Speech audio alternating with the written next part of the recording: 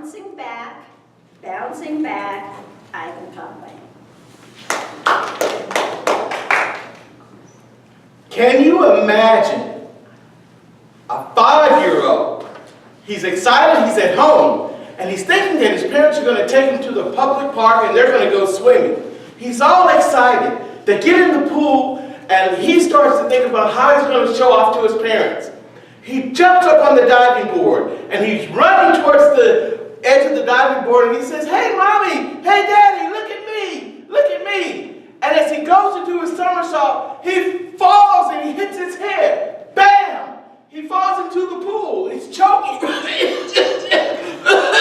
He's choking. He's going down deeper into the pool. His father sees him from the distance, and he runs over. He jumps into the pool. And he says, "Oh, boy, he's got to get him." He goes down deeper. He grabs his son. He brings him out of the pool, and he sets him on the side of it. And he's coughing. Finally, they calm him down. His mother embraces him, and she says, "Son, you could have really hurt yourself. That was awful. You could have almost died." And the father looks at him and he says, "Don't run on the diving board. You could really hurt yourself. You could kill yourself." So everything is fine. They calm down. Family's enjoying the pool. They're sitting on the side of it. 30 minutes later, little Johnny's back up on the diving board. He runs. He jumps. He does his somersault. Only this time he doesn't slip. He dives in the pool. He comes back up and he waves at his mom. Her heart's almost about to have a heart attack. He says, "Mom, I knew I could do it. I knew I could do it." What caused him to do that? He faced death, and yet he went out and he tried it again. Wouldn't it be wonderful if we could do that? If we could face any obstacle, no matter what happened, we could come back from it. We could bounce back. Well, I'm here to tell you that you can. We're going to talk about that in just a little bit. Perhaps there's someone here who has a professional goal, or perhaps even a personal goal that they put on hold. And they've done that because they didn't have the faith, or they lost their faith, and now they have some fear. And because they have this fear, they've lost their fight. Well, we've got to become just like little Johnny. We've got to have that supreme resilience in our character. We've got to be able to bounce back. Even in the Bible, it talks about we must become like little children. And how do we become like little children? To maximize our potential, to become all that God has created us to be, we have to have that supreme faith, that supreme belief. And all that is stored in a brainwave that children have called theta. It's a very slow brainwave. There are 5 of them. Gamma, when we're thinking very fast, genius thoughts, brilliance. Theta, where we are now, we're looking at each other, we're talking, everything is going fine, we're using logic. When we go into a prayer or meditative state, there's alpha, and then there's theta, which we're going to talk about, and then there's delta when we're sleeping. But it's theta where everything that you were taught when you were a child is stored. Your limiting beliefs. You got to do this by the time you're 20. You got to do this by the time you're 30. You got to do this by the time you're 40. And so on and so forth. So a lot of times we'll go to do something and we won't do it because our limiting beliefs will tell us, "You can't do that, you're too old." Or "You're too young." Or "You're too skinny." Or "You're too fat." Or "You're not rich enough." Or "You don't have the connections." But that's a fact. Everything is there like that. So what does that mean? The point is that we can change all that. Every night before you go to sleep, you go into that theta brainwave. And instead of asking yourself questions like, "Well, what if I tried that and what went wrong?" do just what little Johnny did. What did he do? He thought about what would happen if I didn't fall. Mom would see that I was really brave.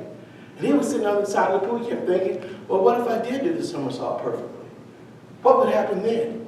And he kept thinking about that. And then eventually he visualized what he could do. And he took action. So first we've got to wonder, what would happen if we do things right?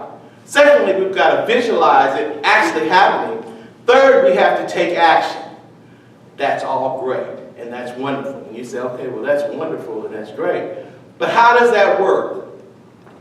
Just like that. The head tracks that we have in there, our limiting beliefs, we don't get rid of them and saying, "You're too weak, you're you're too this or you're too that. We just say, well, what if we weren't too weak? What if we weren't too unconnected? What if we really had all these connections of this money that we think we might need to launch this business plan? And when we do that, then we visualize, well, if we did have those connections, what if we did have that? Then we go forth and we actually do it and we put a plan into action. This speech is only 7 minutes, and there are no 7-minute solutions. It's very tough to change, very hard. And I'm not going to stand up here and tell you you can do it just like that. But it's hard, it's tough, but it's worth it. And we can all do it. As we go on life's journey, I've found some things that have been very inspirational to me. And I want to just share that with you as we go forward and you think about it. Perhaps they can inspire you to wonder what could happen, to visualize it, and to actually take action. It's a poem by Walter Wintle, and it says, "The man who thinks he can." If you think you're beaten, you are. If you think you dare not, you don't. If you'd like to win, but you think you can't, it's almost a cinch you won't. If you think you lose, you've lost.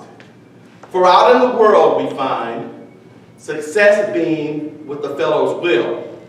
It's all in the state of mind. If you think you're outclassed, you are. If you think you need to think high to rise, what you've got to do is focus on what you want to happen and make that come to life. So what we want to do is we want to focus on those things to bring them about, visualize what you want, wonder if it can happen, and bring it into being. Madam Congressman.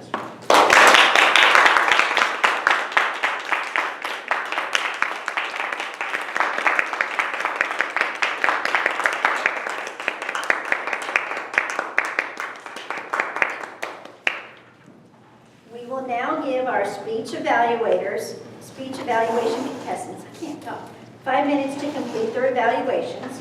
Will the designated Sergeant-at-Arms please escort the contestants out of the room and time 5 minutes from the beginning when they are seated in the sequestered room. When that 5 minutes is over, please escort our